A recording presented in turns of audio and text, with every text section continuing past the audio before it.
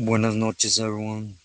I hope everybody's doing well, blessed, and enjoying family. As always, muchas gracias to everyone for everyone's words, wishes, prayers, as the love and support everyone shares and sends my way. From the heart, gracias. Also, do please like, share, subscribe, and hype to the message if it's to your liking to help support it getting out there a little bit more. Gracias. Well, everyone, this one I want to take you back not too long ago, right? 2019. And it's more so to speak about good, forgotten camaradas, right? That's just the truth. And before I start, I know there's a lot of people that don't agree with the way I put my message out there, which is understandable, right? But, you know, the one thing I try to do is not, when I say I'm not spreading poison, I mean it in general. I'm not spreading poison for or against. There's a lot of people that disagree with my messages for the fact that I'm trying to look out for the camaradas that still have not gone through whatever to not go in with them blindfolds. But they're angry. They prefer keeping them blindfolds on, which is cool. You know, that's one thing you're never gonna get out of me, to be a cell soldier, nor, you know, to speak ill, not just of a good homie, regardless of a good person, norteño, bulldog, black, white, whatever, you know. But anyways, again, this is for them, not just the fallen ones, right, but the ones that have been forgotten. I want to take you back to V Carranza, 2019, 20, right? We were stuck there 9 months. And those 9 months, they didn't like us, period, just for the simple fact we were sureños. Like I stated before, there was a war going on, right, among states. And sureños at the moment, we rode with Sinaloa. And it was facts, right? Beltranes did not like that. They had full control. So I'm not going to rehash on things that are there spoken on. When we got there, they gave us our welcoming, It was a month and a half. Don't know. They had our full head bandaged, handcuffed behind, feet to hands, and butt naked. And we were getting the 3 meals a day, right? Breakfast, lunch, and dinner by everybody. Just because we were sureños. And, anyways, you know, as many know, the reasons we were there was because of Pinky that got skinned on the bridge in Nayarit, right? The other two homies that they got turned into pozole, literally. So we went in to take care of some things, right? And again, everything was being done for the pipeline, for the senores, right? And we were doing it because we were who we were. That's why YouTube ain't the place, to speak about active. Man, I don't even think you know the word meaning of the word active. You see, when I was active, First off, I was doing lower life in prison. I got out. I didn't want a phone near me. I wasn't on YouTube. I would have never been on YouTube, you know. So correct your the good standings for active, you know. But anyways, getting into what I want to touch on today. I share with you many, you could say, struggles we went through in this prison. Cause for anything we're getting stomped in, right? And till this day, there's camaradas there that don't have nothing, nothing. Family can't visit them cause fear, you know. And I'm talking about camaradas, good homies, right? Like I've spoken on Little Man from Moreno Valley, Azul from Oxnard, you know, Tecolote from Harpies, um, Toker from Clanton, the homie Coyote, Coyote or some from Fontana. These are individuals that were out here trying to create the pipeline for uh, for what we were supposed to do, right? For our gente that are literally stuck in there. There's no life in prison here in Mexico, but they do have 40 something years. And the worst prison in Mexico, and you can look it up, V Carranza, Nayarit is literally the worst spot you could do time in. And they're stuck. But on this one, I want to talk about the homie from Compton, Shadow. He was from Largo. The homie, he had been sent there months before or a month before, something to that extent, right? And he was in that crew that they ended up catching up with Pinky. Just he happened to get away at that moment. Pinky didn't. Like I said, he got skinned from his waist up, right? And he would end up getting busted by the judiciales. Judiciales, they do the them individuals' biddings, whoever state it belongs to, right?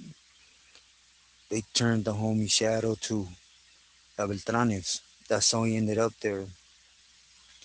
Again, it was before we headed up in there, right? But to put a little backstory on the homie, we had already gone out and done some things, and he was a good individual, good camarada, one you could trust to come into your personal space, sit down, have him be around familia, certain things. It just, he fell in the line, right? As the others. And here's the thing though, there is a lot of funny individuals, I said it, that play the part. You see, there was Diego. He was going by Diego, right?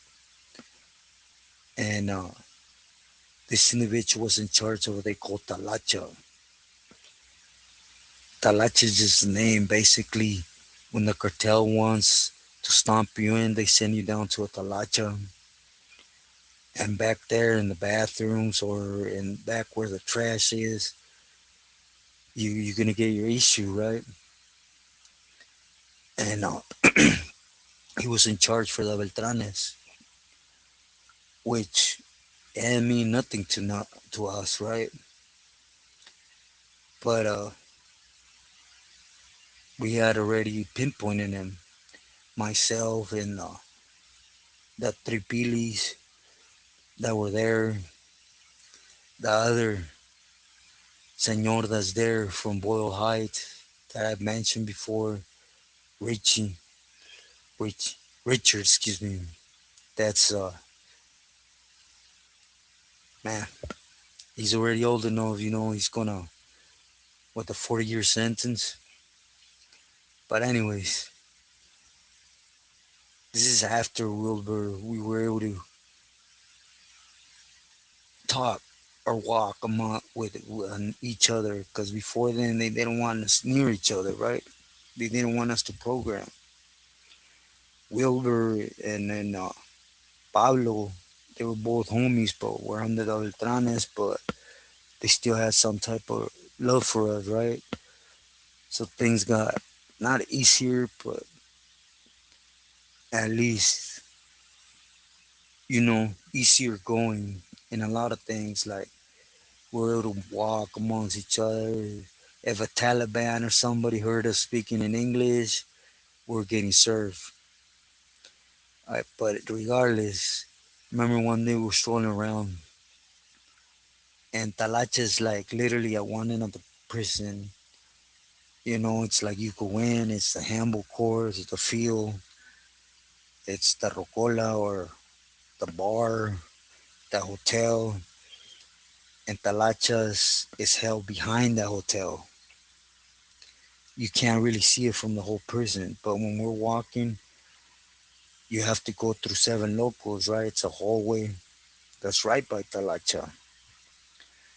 So the homie Shadow, he seen the Diego. When he seen Diego, he started telling me, hey, that's the homie Chaparro from the neighborhood. And I told him, nah. And he said, yeah, it's the homie Chaparro from the neighborhood. So, once he said that, I said, why haven't you said anything? And he just simply hasn't walked around like that, right? Or peeped. He mainly stayed inside because, like I said, we were getting it for anything and everything, right? And, anyways, the next morning, me, Richard, and the homie from Boyle Heights, and another homie from Chicali. That's what he went by, Chicali, right? We strolled around with some guariche, some coffee, and just strolled the track and in the football field, right? And I mentioned it to him. You know, keep in mind the older homie Richard from Boyle Heights. Those that don't know, he's a pili, but he's a good dude. He's a homie. So, anyways, we're walking right, and we start speaking like the Pili's entrance was what it was, which was to be allowed to start buying jale, right? And basically, hey Chino, so como ves that the homies here? And it surprised me because it came from Richie from El Monte, right? The Pili. And I told him, what you mean? Yeah, we were talking amongst each other and we might lift up an arm. So we need to pinpoint the heavy targets. And which it would play out later, right? But I told him, okay. And I told him, since you're mentioning this, I want to mention something to you. Yesterday I was walking with a homie from Compton, Shadow, and he recognized that cat down there. And Diego and that damn boy say when they were torturing us, man, just by his annoying ass boys, he was going to town on us, on all of us. So, anyways, he goes, "What about him?" Because he's saying that that cat right there, he's from Compton, from Largo. They call him Chaparro. So right away, Richie from El Monte said, okay, um, I will look into that. And then I told him, what if? And he goes, then we got a boogie, right? We got to remove him, period. And it was left at that. You know, the only ones reaching out through phones in the prison were Richard from Boyle Heights, Richie, Mono, and oh, right, the señores. Pretty much they had that, okay. Me personally, all the camaradas could, but whenever I got asked, it was not, don't do it. Don't do it. You see them fools, they were halcones. Them cats were smart. They will stand by you on a phone and they'll remember the number you dial, you know, and give them numbers so to the Beltranes. It would play out later on, right? And we caught that little fool that always did that, but he was fucking, excuse my language, ridiculous with remembering numbers. And I mean it because he caught someone's life, right? Sorry, I got out of mouth, but basically, Richie checked into that, and it came back that yeah, he was one of them homies. He was poisoned to the program. You see, anybody could come on and put on the suit saying, I'm this, I'm that, I'm this and that. What they forget is if you're really this, that, and everything, if you're really done what you speak, there's no need for all that extra, all that self soldiering, all that I've been about this, I've been around these people, this homeboy, you're claiming to be active. It makes no sense to me. First off, you're in a violation, speaking ill about camaradas, and not presenting the papiros, the black and white. You know, yours, that's the issue you're pressing. That makes you no good. Then you call people drop out pesetas without doing your homework just because you feel people are speaking ill or of what they're not supposed to without doing your homework again. You see, at least if I speak about myself, my walk, and who exactly was involved to take them blindfolds off, homies, and not go in there blindfolded. I've never, ever gone sideways, never dropped out in the States and in every yard I hit in Mexico. Do your homework though. I told you that in private.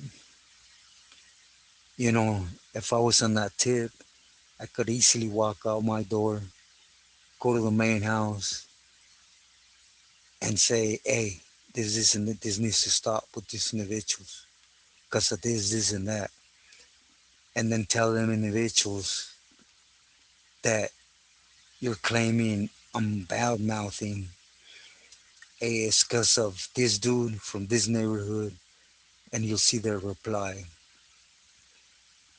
I don't get in their things. They don't get in mine because they know everything I speak on is registered. It's out there. Or I will never speak on it. And that's just a personal tip, a personal thing with me. But anyways, it don't matter. A person like you could call me whatever you want. It don't it don't mean nothing, right? What makes me mad is you speak about a cause, you speak about camaradas without ever shedding blood or sweat for the same thing you're accusing me of going against. I just don't find sense in that. But, the time will come. And I told Shadow, hey, we might do a movida. They had recently taken out a homie Toker from Compton as well. But he was from Seven O's, if I'm not mistaken. Seven O's or third. Don't quote me on it, right? He was from Compton, light complected. They had just taken him out literally over nothing. He was on the phone speaking English, and it got back to Blas Leiva, and he got taken out. And in the worst way, they took him in the back to the trash and just put lead in the homie and left him there. And I told Shadow this, and I told him just to sit still. And he was mad. He was like, "No, but this fool goes to the States and he plays a part as a homie. He has gotten busted. According to everyone over there, he's still good. He runs with the program and this, and that." I told him, "Oh, you had not said nothing of this, the other day. Vente, let's go bring it up to O." By this time, we all knew about him, the individual, right? And we brought it up to O. So O basically got to the bottom of Chaparro Diego from Largo, full name, CDC, everything, and send him on that list up there, right, in case he ever tried to do that again. Because he was only in there because he was shielding himself from the things happening on the streets, right? Because he was important to the Beltranes. It's just when the separation happened, I guess he decided to stick with the Beltranes. And the Beltranes eventually got hate for us because of the directions we were given, right, by many evil D and every other Pili that we were supposed to stick strictly with Sinaloa, right? And anyways, the homie really had hate in him though for the vato. I don't know if they really knew each other like that from the neighborhood or because Diego was a little older, right? The homie, he wasn't too old. He must have been 24, 25, somewhere there, right? And he had not been busted in the States. He came out deported and he got united with us and was doing his thing out here for who he was supposed to, right? And I try to explain to him you have to wait because there's bigger things, and we walked by him, by Diego, and Diego didn't seem faded by seeing him. So that's why it's like, I'm on everything. Even though I play the dumb part, I'm always observing, at least in certain things, right? And anyways, what would end up happening, to not make it too long, is Diego got accused of stealing from Blas Leiva. And that same day, Shadow had decided to whack Diego. I remember that night they opened up the hallways again, and he had came up and told me like, "Hey Chino, you got any filero in there? Let me borrow it." Told him, "I don't got none." I told him, "Kick it, fool. Kick it. Time will come, and it'll be better." And then he's like, "Nah, it ain't for that. I was just wondering and stuff. I don't know where he got it from, right?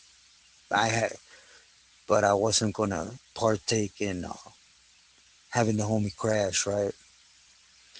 At the same time, don't matter what you do, we're all alike. I couldn't tell him anything, right? Nor was I gonna go around to the Pili and complain on him wanting to do it.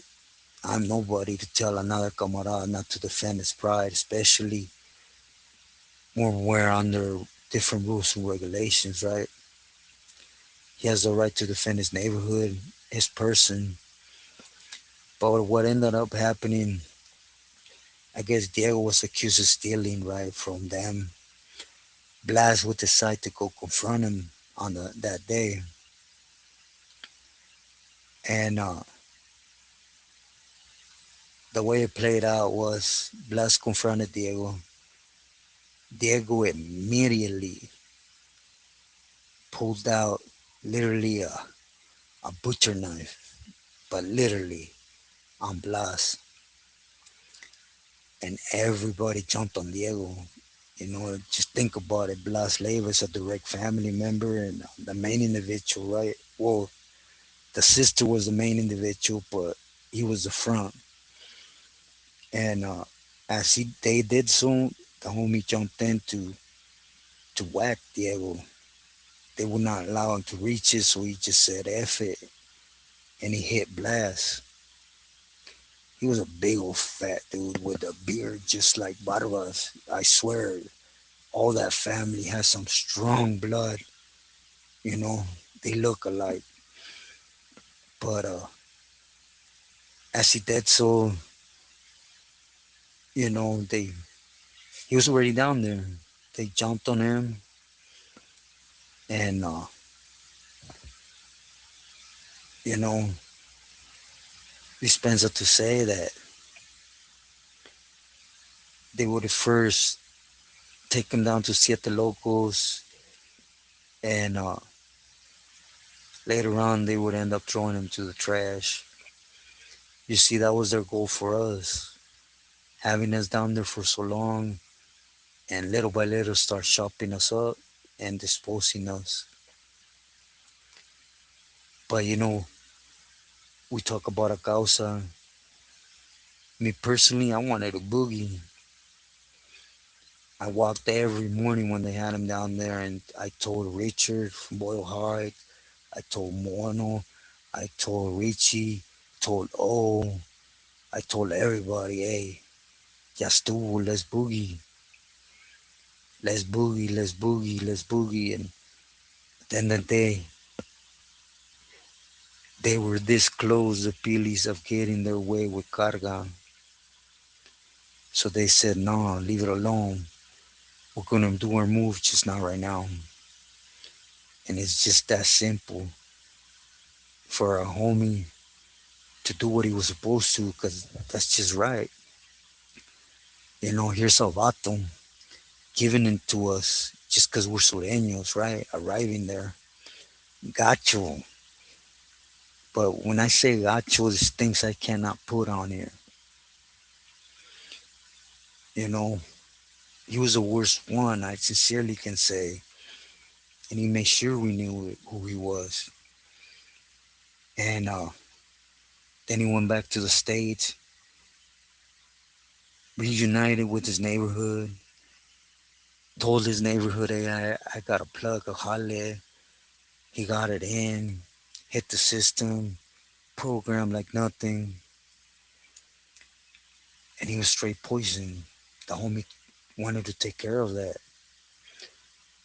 Of course, he did a mistake. He couldn't reach with it, but he's already going with the flow, and he decided to just blast was another target, right? To start whacking him. So in so many words, there was a little midget that was supposed to be a boxer that was down there in Talacha that he had a lot of respect for us, and he told us, hey, today they threw your homeboy in two trash bags. And it's just one of the other homies that we chuck up, right? Or that's what individuals that want or that are against me spreading the message want me to do. Just chuck them up as a loss. Just do. Let's forget about them. Nah, homeboy. I have never really spoken ill about a camarada. Never will. Everything I done to the fullest. Never sidetracked it. Never went weenie. Never went backwards. Anywhere. It happened on the streets. And again, I could have spread poison to stop something I fought for and a lot of homies fell for, but I didn't. That's why I say all the time I could be sitting in the front of the house in the main house. They come, they see me, cubo, there's nothing to say. Don't get into personal issues, homie. If you're really with it, you know,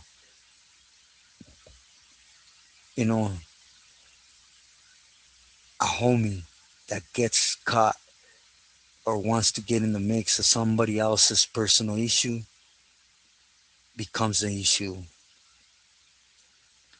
With this said, this is more a cautionary tale on, I know I don't haven't touched enough. Believe me, I went through my story fast in Mexico on how many homies are going to end up dying in the prisons of Mexico,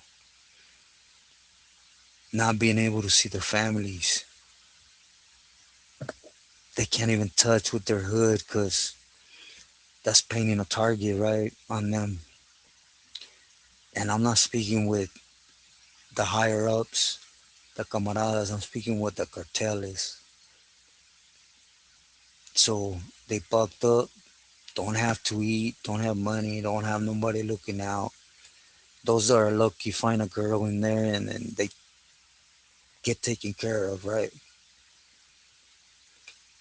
But those that don't have nothing, I stun. They're still bucking up for a causa that, like I said before, be careful who speaks about being this, and that, or be careful in general of a camarada in every sense.